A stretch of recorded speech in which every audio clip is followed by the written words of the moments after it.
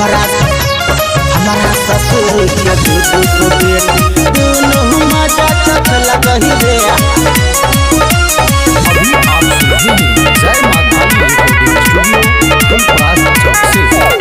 नवरातन में घर हम एलिए वहन सवन ससुरार चल गेलिए।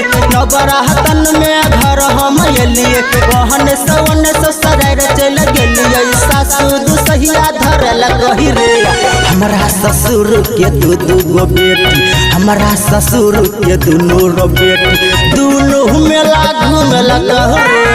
हमारा ससुर के दू बेटी दोनों मजा चखल रे।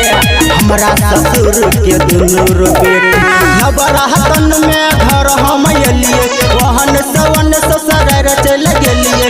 नवरातन में घर हम एलिए वहन सवन ससुरार चल गेलिए। सासु दुसहिया धरल गही रे।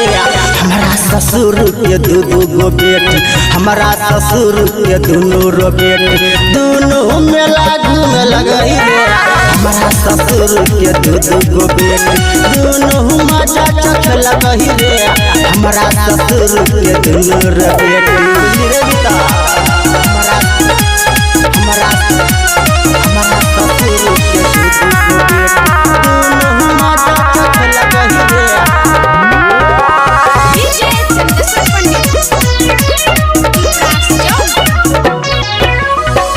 डाल कई कहन कबाल दोसर पाँव के पायल रे। दोनों टाके तीन दलिया चाइनीज चोली जोरह रे। डाल कई कहन कबाल दोसर पाँव के पायल रे। दोनों टाके तीन दलिया चाइनीज चोली जोरा रे। होठ के लाली से होकिन दलिए होठ के लाली से होकिन दलिए और पाँव के पर रंगा रे। हमारा ससुर के दू बेटी हमारा ससुर के दू बेटी चाउमीन चाट किया लगा रे।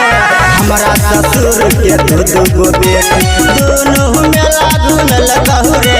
हमारा ससुर के दोनों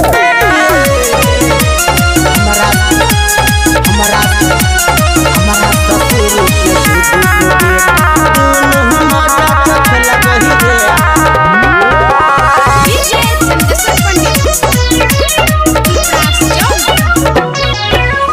राम हिलोरा पे झूला झूलल यही गोदी में बैठ के। नाव पे वकरा से हो झूलल कोरा में चपट के। राम हिलोरा पे झूला झूलल गोदी में बैठ के। नाव पे वकरा से हो झूलल कोरा में चपट के।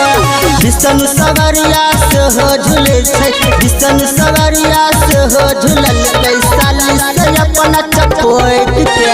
हमारा ससुर के दू बेटी हमारा ससुर के दोनों बेटी दोनों मेला घूमल रे।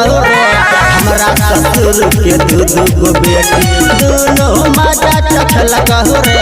हमारा ससुर के दोनों बेटी